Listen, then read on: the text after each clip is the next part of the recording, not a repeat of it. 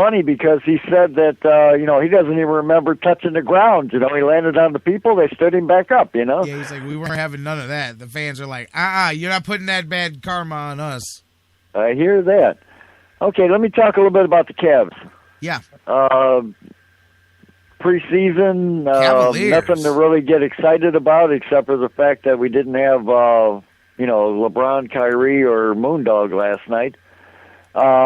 Who's going to play center? Andy or Thurston Thompson?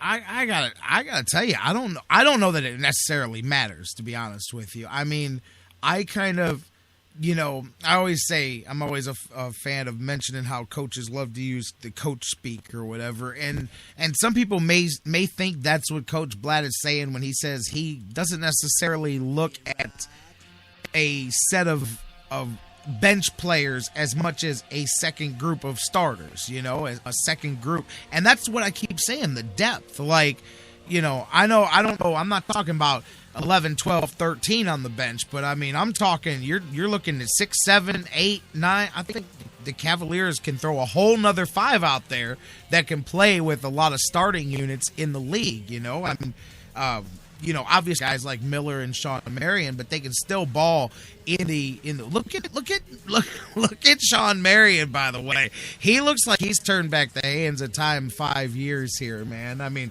I'm not going to say 10, but he looks like he's turned it back about 5 years. He's got a little hustle in that step. I like seeing that guy, by the way, in a Cavs uniform. I've always respected the play of Sean Marion, and I like that he plays for the Cavs, that's for sure. But really, does it matter? Because I think that, like I said, having that second 5 come off is going to be a huge strength for this team, and that's going to be a place where you could stretch leads against teams because they won't be able to hang with the second unit. And so, really, at that point, it's a matter of which one of those guys plays better with each group. Which one has better chemistry. So, you may think, I don't know, part of me says Verjao, and there's a lot of chemistry there with him and Kyrie and him and LeBron, but Tristan as well. So you can't go wrong. And I don't know, do you want to save Andy to be the one coming up? Man, to me, I've always thought a guy like Andy and Dion, put those two on that second unit coming off the bench, and you're just driving teams crazy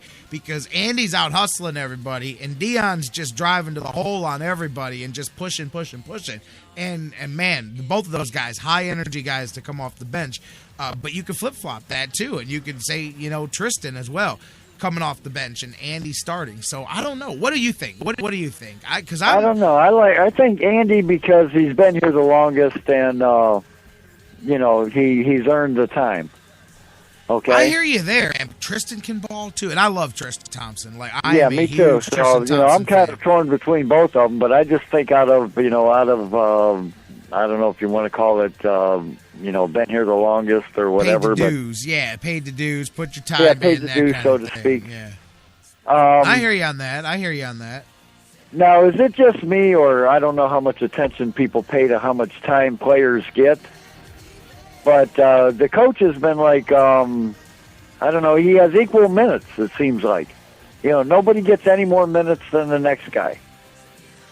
That's part of the it's kind of like everybody has the same amount of minutes. Well, that's what I'm saying about the depth of this team. That's kind of what I like, is that there seems to be a distribution where everybody is going to play their part, and not like superstar, backup player, role player, not that kind of play your part, but like you said, everybody, put in your 20 or your 25 or whatever it's going to be, and each night too. That's what I think is the beauty offensively of what these guys are going to be able to do is. And we'll talk about that in the next segment with Eddy Jansen here. Like you can see, being able to lean on, look at what Dion Waiters is doing so far. Or Kevin Love. I'm telling you, if things that we've seen early stick to the way they're going to play out, I see Kevin Love being the focal offensive point of this team. Obviously, focal being a little bit more than the other two. I'm not saying they're going to just ignore everybody else, but I could see Kevin Love being the offensive star of the team this year. What about you? I still have a problem with Kyrie being the ball hog, but I don't see that. I don't see Kyrie running the show by himself anymore. No, they're all passing. This is going to be one of the best passing teams in the NBA this year, Bruce. Even Kyrie, I'm telling you, these guys are going to compete with each other to who can pass the ball the most. I'm telling you, that gets infectious, and it's the one thing that makes me excited offensively is the way these guys seem to like to pass the ball. I could see that getting infectious very quickly. Okay, my last thing here, let me put you on the spot for a second.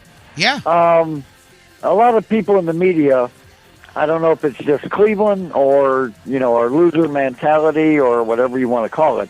Okay. But, is this a win the championship or bust? Oh, no way. No way. You talking about you the don't Cavs? Think so? I don't think so. No, not this year. No. I mean I think they're going to win 60 games. Okay? You go 2 years into this thing and you don't win.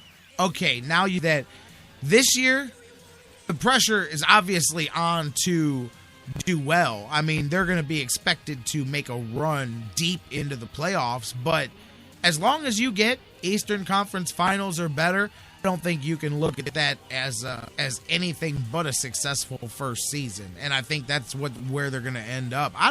Do you think it's win or bust? Not this year. I don't think so. Not this year. No, believe me, I've watched 20-win seasons. This is the beginning, Bruce. You look at salary cap. I don't think people are looking at where the NBA salary cap is going for the next season with this tripling. Think about it. Now, you're not going to triple the salary cap, but with the tripling of these rights fees, you're going to add a significant chunk to the size of the salary cap, which means instead of next year, like we were all worried about the Cavs being up against the cap, they're going to have a whole bunch more space to add perhaps another very big contracted type player. So, I mean, really, this roster may not even look like this come this time next year. I look at 2014-15 is going to be the giant Cavaliers experiment. They're going to see what works together and what doesn't, what they need and what they don't. So whatever they do this year, if they win the championship this year, I will say this, look out, because they will only get better over the next couple of years. That I do know for sure. So if they do win it all this year, Bruce, you better watch out because they may win a couple in a row. Let's look at it this way. All right, LeBron has returned. Kyrie and Love have never been in a playoff game.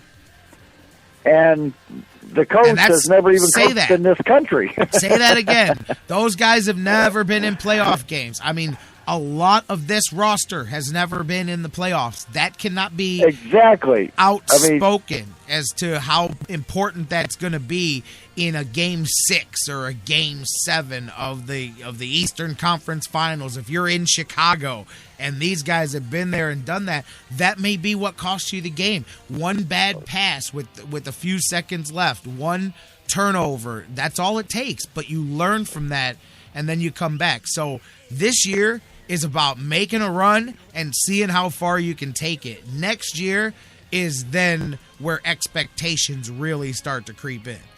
Well, wasn't it 2 or 3 years in a row we had the best record in the NBA? And the team that we had was not even this good. Bro, the last two LeBron seasons before he went to Miami was 61 and 66 wins. So right. Yeah, they were pretty good. and it wasn't even near as good as the roster we have now. And I do agree with that, absolutely. Bruce, my man, I'm up against it. I'm going to talk some more Cavs with Eddy Jansen in just a second. You set me up perfectly. Thanks for the call. Not a problem. Thanks, all right, you too, man. My man, Bruce. Coming up next, Eddy Jansen. We'll pick up right where we left off there, talking some Cavaliers hoops. Eddy Jansen writes for the Cavs writes about the Cavs for More Than a Fan Cleveland. We'll talk to him next here on the Sports Fix.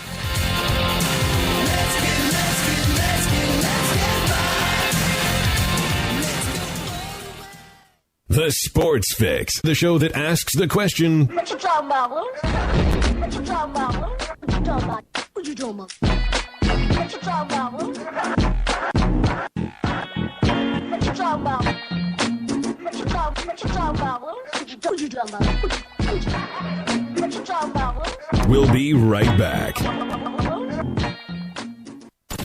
It's an addiction. The Sports Fix. We'll be right back. Fantasy sports lovers, you put so much time, hard work, and effort into playing week to week that it quickly stops being a fantasy and starts getting real. Real time spent making real decisions, creating real victory. I'm the greatest man in the world! And when the smoke clears, you want to show off those victories with a real prize. I mean, a really real prize. Nobody does that like Fantasy Jocks. The crew over at Fantasy Jocks have beautiful, high-quality, and heavy-duty championship belts, rings, trophies, and so much more for all your fantasy sports needs. The trophy's 12 feet high, and it is glorious! Football, baseball, hoops, you name it, they have it. Plus, they have awesome draft kits and party supplies to make all your preseason activities the envy of everyone. If your league needs a ring, belt, or trophy, or you want to upgrade what you already have, there's literally only one place to go. If you're going to be a fantasy jock, do it right. It's mine, the most magnificent belt ever created, and it's mine. With America's fantasy sports superstore, fantasyjocks.com. What's your fantasy? The Sports Fix is on iHeartRadio. Download the free iHeart app today. Subscribe to the show and get your fix. You love Cleveland, and you already know how much we love Cleveland. You know who else loves Cleveland? GV Art and Design. Everyday fans, you and I wear our pride on our sleeves. Now, you can wear your pride on your chest. GV Art and Design has one of the hottest Cleveland sporting lines. Log on right now to gvartwork.com. Check out all of their fantastic designs. And don't forget, use the sales code FIX10, FIX10, to save 10% on your total purchase. Follow gvartwork.com on Facebook, and remember, GV Art and Design, it's not just a shirt, it's a statement. In baseball, miracles can happen when a team works together. 2 out, bottom of the ninth, down to their last strike. The same is true in the fight against cancer. That's why MLB has teamed up with Stand Up to Cancer. Because we believe that when we all stand up together, 41,000 on their feet. we can make cancer history. Now everybody's standing. What a buzz in this building. This is beyond a dream. Stand up with MLB at standuptocancer.org. Now, back to the Sports Fix. Come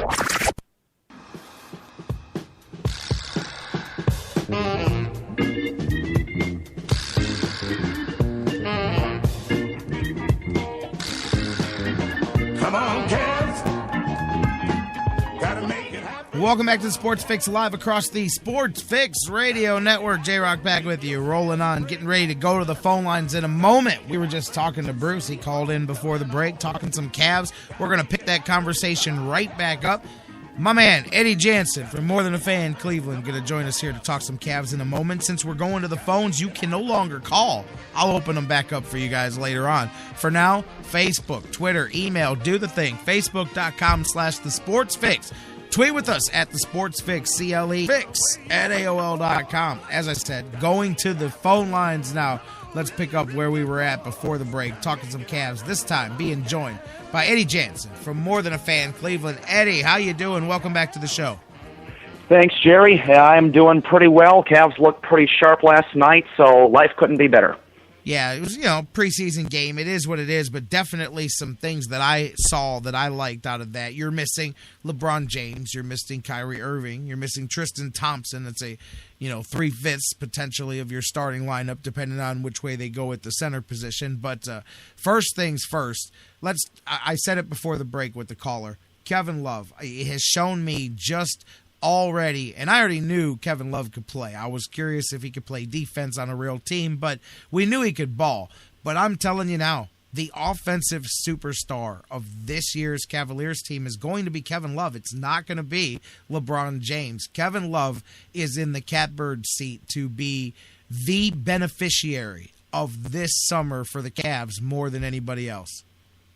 Oh, absolutely, Jerry. And you look at what Kevin Love was able to do last night. I mean, the game plan was to stretch the floor early on in the game to try to help out other players attack and penetrate the rim, and that's exactly what Kevin Love was able to do. He drilled his first 5 3-point shots, all of which came in the first half, and he really looked sharp from that line. That opened up a lot of holes for Dion Waiters, who eventually